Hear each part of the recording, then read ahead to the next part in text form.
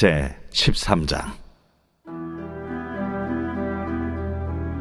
아모스의 아들 이사야가 바벨론에 대하여 받은 경고라. 너희는 민둥산 위에 기치를 세우고 소리를 높여 그들을 부르며 손을 흔들어 그들을 존귀한 자의 문에 들어가게 하라.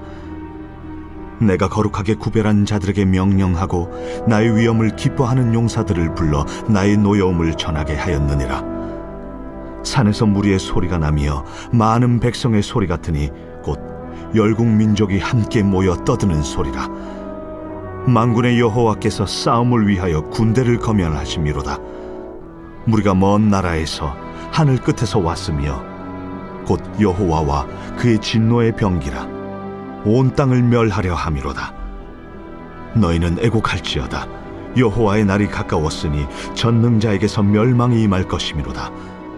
그러므로 모든 손에 힘이 풀리고 각 사람의 마음이 녹을 것이라. 그들이 놀라며 괴로움과 슬픔에 사로잡혀 해산에 임박한 여자같이 고통하며 서로 보고 놀라며 얼굴이 불꽃 같으리로다.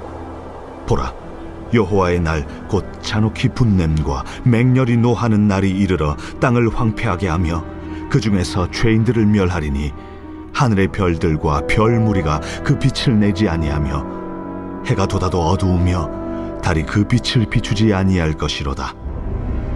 내가 세상의 악과 악인의 죄를 보라며 교만한 자의 오만을 끊으며 강포한 자의 거만을 낮출 것이며 내가 사람을 순금보다 희소하게 하며 인생을 오빌의 금보다 희귀하게 하리로다.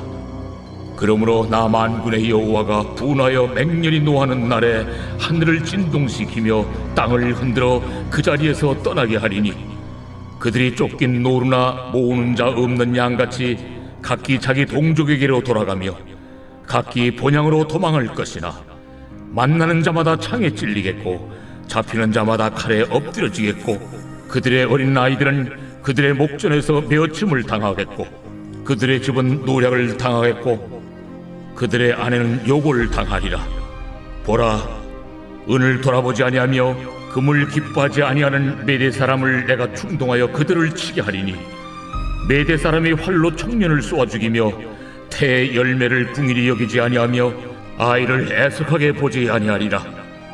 열국의 영광이요 갈대아 사람의 자랑하는 노리개가 된 바벨론이 하나님께 멸망당한 소돔과 고모라 같이 되리니 그곳에 거주할 자가 없겠고 거처할 사람이 대대에 없을 것이며 아라비아 사람도 거기에 장막을 치지 아니하며 목자들도 그곳에 그들의 양떼를 쉬게 하지 아니할 것이요 오직 들짐승들이 거기에 엎드리고 부르짖는 짐승이 그들의 가옥에 가득하며 타조가 거기에 깃들며 들량이 거기에서 뛸 것이요 그의 궁성에는 승냥이가 부르짖을 것이요 화려하던 궁전에는 들깨가 울 것이라.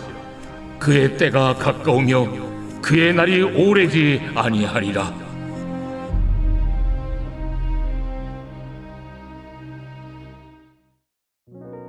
새벽 영성기도의 시간입니다. 이사야 12장까지는 하나님을 배반하고 우상 숭배에 빠졌던 이스라엘에 대한 심판의 경고를 말씀하셨다고 한다면 오늘 본문인 이사야 13장부터는 이스라엘을 괴롭히는 주변에 있는 나라들을 향한 심판의 말씀이 나옵니다. 하나님은 이사야의 입술을 통해 이사야 23장에 이르도록 많은 분량을 할애하면서 이스라엘 주변에 있는 10개의 나라에게 경고의 메시지를 보내십니다.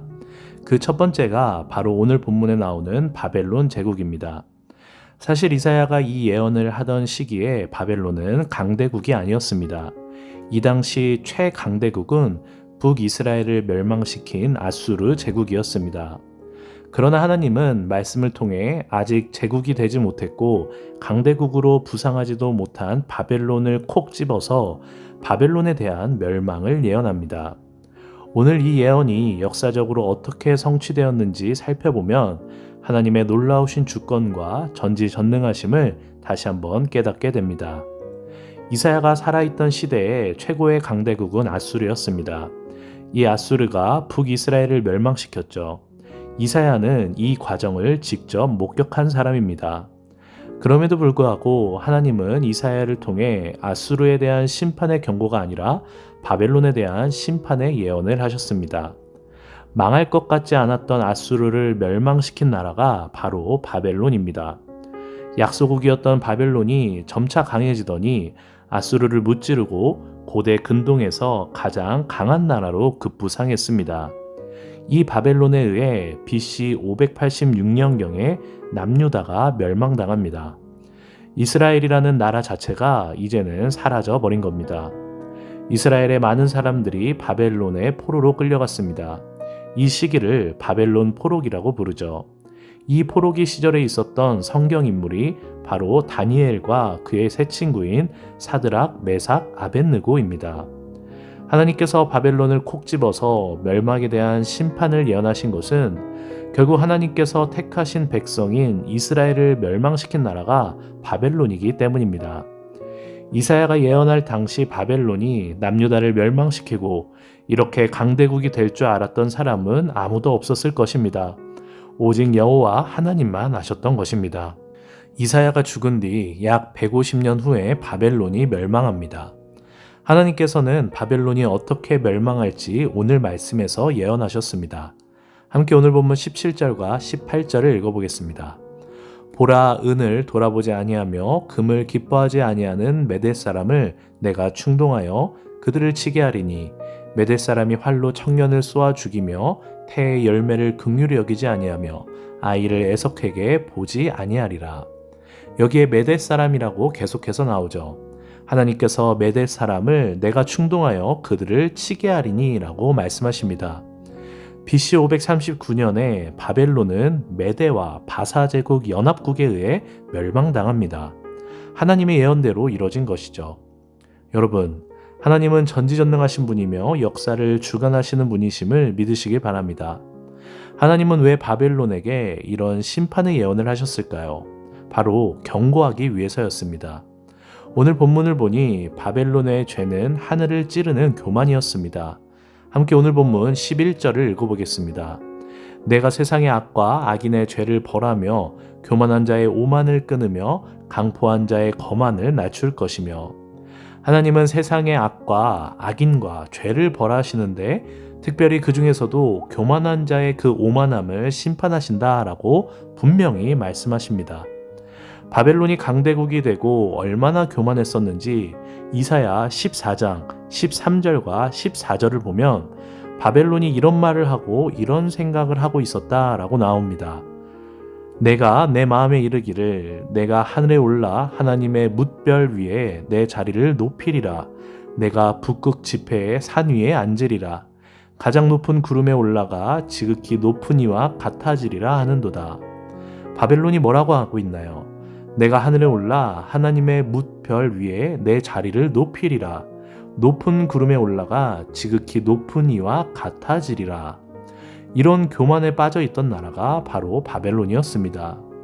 사랑하는 성도 여러분, 성경이 말하길 교만은 패망의 선봉이요 거만한 마음은 넘어짐의 앞잡이라고 했습니다.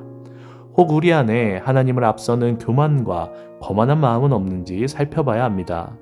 성경이 말하는 교만은 자랑하거나 거들먹거리는 정도를 말하는 게 아닙니다.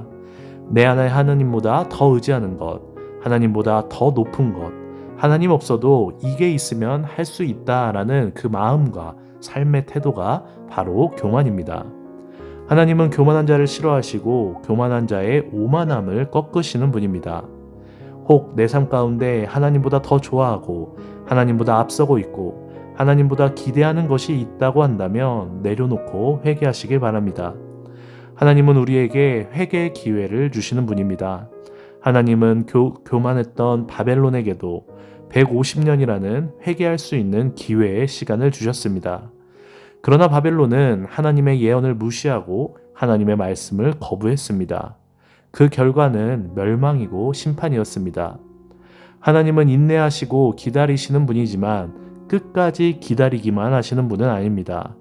하나님의 기다림에는 분명한 마침표가 있습니다. 하나님께서 기다려주실 때 나의 교만과 죄악들을 버리고 회개하여 하나님께 거룩한 삶으로 나아가시기를 주님의 이름으로 간절히 축원합니다. 오늘 하루 교만을 멀리하고 하나님보다 먼저 되고 앞선 것이 없도록 조심하며 여전히 내게 남아있는 죄를 멀리하는 귀한 하루가 되시기를 주님의 이름으로 간절히 축원합니다. 오늘 공동기도 제목은 교회를 위한 기도입니다. 교회의 부흥과 영적 회복을 위해서 이 땅의 교회가 복음으로 돌아갈 수 있도록 그리고 선교와 전도의 문이 활짝 열리도록 함께 기도해 주시기 바랍니다. 기도하겠습니다. 오늘 우리들의 하루가 주님의 말씀에 반응하는 귀한 하루가 되기 원합니다. 나의 삶 속에서 주님보다 앞서는 것이 없게 하시고 교만하지 않은 하루가 되게 하여 주시옵소서. 여전히 남아있는 나의 죄를 멀리하게 하시고 주님의 말씀에 순종하는 복된 하루가 되게 하여 주시옵소서. 오늘은 특별히 교회를 위해 기도합니다. 이 땅의 교회를 붙잡아 주시고 부흥케 하여 주시옵소서. 선교와 전도의 문이 활짝 열려 모든 사람들이 복음으로 말미암아 구원받는 귀한 역사가 일어나게 하여 주시옵소서.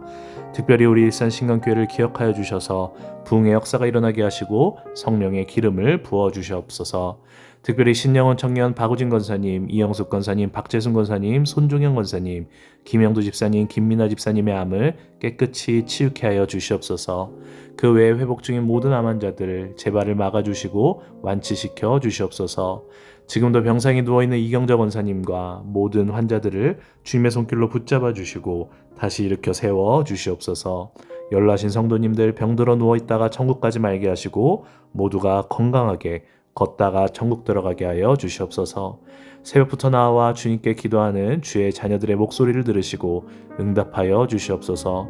말씀대로 살아갈 수 있도록 힘과 능력을 더하여 주시옵소서. 감사하며 모든 말씀 예수님의 이름으로 기도합니다. 아멘.